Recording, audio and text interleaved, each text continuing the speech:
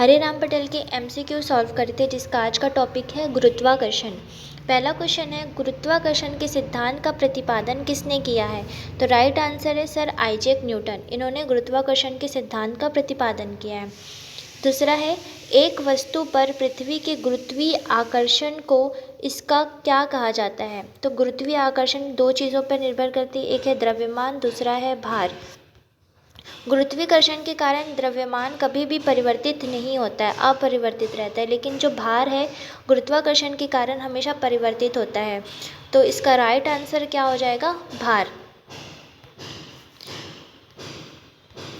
Right answer है भार। तीसरा क्वेश्चन है, चंद्रमा पर मानव का वजन पृथ्वी की तुलना में 1/6 रहता है, ये सही है।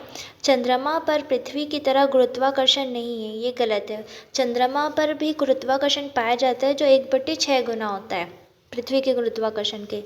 तो कथन सही है परंतु कारण गलत है, ऑप्शन सी। गुरुत्वीय तरंग के बारे में क्या सही है? तो यह ब्लैक होल से संबंधित है, जो सही है। इसकी कल्पना अल्बर्ट आइंस्टाइन द्वारा 100 वर्ष पूर्व की गई थी, ये भी सही है। इसकी खोज laser interferometer gravity wave observatory में किया गया। तीनों ऑप्शन सही है, तो राइट आंसर है ऑप्शन डी। निम्नलिखित में से किसने न्यूटन से पूर्व ही बता दिया था कि सभी वस्तुएं पृथ्वी की ओर गुरुत्वाकर्षित होती है? तो ये है ब्रह्मगुप्त, जिन्होंने बता दिया था न्यूटन से पूर्व कि पृथ्वी की ओर गुरुत्वाकर्षण होता है। भारहीनता होती है गुरुत्वाकर्षण की शून्य स्थिति में। जैसे मैंने कहा था, भार जो हमेशा होता है गुरुत्वाकर्षण पर निर्भर रहेगा। अगर गुरुत्वाकर्षण शून्य होगा तो भार भी शून्य हो जाएगा। जब कोई वस्तु ऊपर से गिराई जाती है तो उसका भार होता है, तो यह अपरिवर्तित होता है। पृथ्वी पर अपने कक्ष में लगभग 4400 किलोमीटर प्रति घंटा की गति से घूमती है। इस तेज़ गति को हम अनुभव क्यों नहीं करते हैं? क्योंकि अपने कक्ष में पृथ्वी की गति की अपेक्षा हमारी गति क्या होती है? शून्य होती है, जिसके कारण हम जो पृथ्वी की गति है उसका भार अनुभव नहीं कर पाते हैं। अंतरिक्ष यान जो चक्कर लगा रहा है से एक सेब छोड़ा जाता है तो वह क्या होगा? पृथ्वी की ओर गिरेगा, गलत। कम गति से गतिमान होगा, नहीं। अंतरिक्ष यान के साथ साथ उसी गति से गतिमान होगा, ये राइट आंसर है। क्योंकि वहाँ गुरुत्वाकर्षण नहीं पाया जाएगा, इसलिए वो अंतरिक्ष यान के साथ साथ उसी गति से गतिमान होगा। चंद्रमा पर वायुमंडल नहीं होने का क्या कारण है? तो यह पृथ्वी के निकट है, नहीं। यह सूर्य से प्रकाश प्राप्त करता है, नहीं। इस पर गैस अणुओं का पलायन वेग उनके वर्ग माध्य मूल वेग से कम होता है, जिसके कारण उस पर वायुमंडल नहीं पाया जाता है चंद्रमा में। देखिए, जो पृथ्वी का वायु पलायन वेग होता है 11.2 होता है, 2 किलोमीटर होता है। यानी कि अगर इस वेग से हम पृथ्वी से कोई चीज़ें फेंकेंगे तो वह पृथ्वी के जो गुरुत्वाकर्षण क्षेत्र है उसको पार कर जाएगा, जिसको पलायन वेग कहते हैं। तो यही चंद्रमा के उसमें पलायन वेग कम होता है, जिसके कारण उस पर वायुमंडल नहीं पाया जाता है। कृत्रिम उपग्रह पृथ्वी से सुस्पष्टता से ट्रैक किया जा सकता है, तो किसके द्वारा? डॉपलर प्रभाव के द्वारा कृत्रिम उपग्रह पृथ्वी से सुस्पष्टता से ट्रैक किया जा सकता है। लोलक की कालावधि होती है, तो किस पर निर्भर करेगी? ये हमेशा निर्भर करेगी लंबाई के ऊपर, क्योंकि आवर्तकाल क्या होता है? T बराबर 2π/√L/g। ये आवर्तकाल है जो कि हमेशा लंबाई और गुरुत्वाकर्षण पर निर्भर करती है। यदि पृथ्वी का गुरुत्वाकर्षण बल अचानक लुप्त हो जाता है तो निम्न में से कौन सा परिणाम सही होगा? तो वस्तु का भार शून्य हो जाएगा परंतु द्रव्यमान वही रहेगा, ये है राइट आंसर। गुरुत्वाकर्षण अगर शून्य हो गया तो वस्तु का भार भी शून्य हो जाएगा, लेकिन द्रव्यमान वैसा ही रहेगा। यदि पृथ्वी का द्रव्यमान वही रहे और त्रिज्या 1% से कम हो जाए तब पृथ्वी के तल पर g का मान क्या होगा? तो ये 2% बढ़ जाएगा। मानव शरीर का भार होता है तो ध्रुवों पर अधिकतम होता है। मानव शरीर का भार ध्रुवों पर अधिकतम होता है। पृथ्वी के परितः परिक्रमा कर रहा कृत्रिम उपग्रह इसलिए पृथ्वी पर नहीं गिरता क्योंकि पृथ्वी का आकर्षण ऑप्शन है कि उतनी दूरी पर अस्तित्वहीन होता है, गलत। चंद्रमा के आकर्षण से निष्क्रिय हो जाता है, ये भी गलत। उसकी नियमित चाल के लिए आवश्यक गति प्रदान करता है, ये भी गलत है। उसकी गति के लिए आवश्यक त्वरण प्रदान करता है। जो पृथ्वी है अपने उपग्रह के गिरने इसलिए नहीं देता है क्योंकि वह आवश्यक त्वरण प्रदान करता है, जिसके कारण वह पृथ्वी पर नहीं गिरता है। एक उपग्रह अपने कक्ष में निरंतर गति करता है। यह अपकेंद्र बल के प्रभाव से होता है जो प्राप्त होता है पृथ्वी द्वारा उपग्रह पर लगने वाले गुरुत्वाकर्षण से। ये राइट आंसर होगा बी।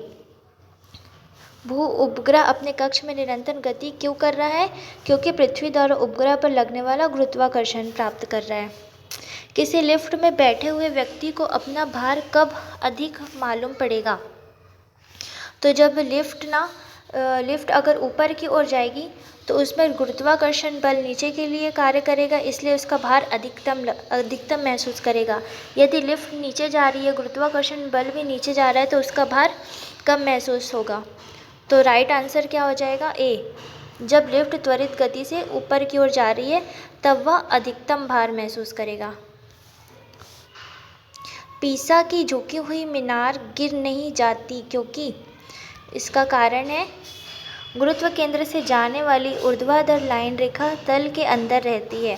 एक्सप्लेन किया गया है कि पीसा की झुकी हुई मीनार नहीं गिर रही। इसका कारण है कि पीसा के मीनार के गुरुत्व केंद्र से होकर जाने वाली रेखा मीनार के तल के अंदर रहती है, इसलिए पीसा की झुकी हुई मीनार अभी तक नहीं गिरी है। निम्न में से सही कथन चुनना है। पहला ऑप्शन है कि पृथ्वी की सतह पर प्रत्येक बिंदु पर जी का मान समान रहता है, जो कि गलत है। ध्रुवों पर सर्वाधिक रहता है, हमने पढ़ा है। विषुवत रेखा जी का मान अधिकतम रहता है। विषुवत रेखा में ज़्यादा रहता है, भूमध्य रेखा में, लेकिन सबसे अधिकतम ध्रुवों में रहता है, तो ये भी गलत हो जाएगा। पृथ्वी की सतह के ऊपर अथवा सतह के नीचे जी का मान कम होता है, तो ये भी गलत है। ध्रुवों पर जी का मान विषुवत रेखा की तुलना में अधिक होता है, जो कि राइट आंसर है। निम्न में से कौन सा तथ्य यह प्रदर्शित करता है कि पृथ्वी पर एक बल कार्य करता है जिसकी दिशा सूर्य की ओर होती है? तो ये कैसे प्रदर्शित करेगा? तो ये प्रदर्शित करता है कि पृथ्वी का सूर्य के चारों ओर परिक्रमा करना, जो कि बताता है कि एक बल है जो पृथ्वी को सूर्य की दिशा की ओर ले जा रही है। तो पृथ्वी का सूर्य के चारों ओर परिक्रमण करना इसका प्रूफ है। एक मशीन 500 जूल कार्य 10 सेकंड में करती है तो मशीन की शक्ति क्या होगी? देखिए, शक्ति बराबर होता है कार्य बटे समय। तो कार्य कितना दिया गया है? 500 जूल बटे 10 सेकंड दिया गया है, तो काटेंगे, आ जाएगा 50 आंसर। तो क्या आ जाएगा? शक्ति 50 वाट। बेलन का गुरुत्व केंद्र होता है, तो ये हमेशा केंद्र पर होगा, उसकी ज्यामितीय अक्ष का मध्य बिंदु पर, यानी कि बीच में मध्य बिंदु पर होगा। एक गेंद को ऊपर की ओर फेंकने पर जी का मान होगा। हमेशा ऊपर की ओर फेंकने पर जी का मान ऋणात्मक हो जाता है, नीचे की ओर फेंकने पर प्लस हो जाएगा।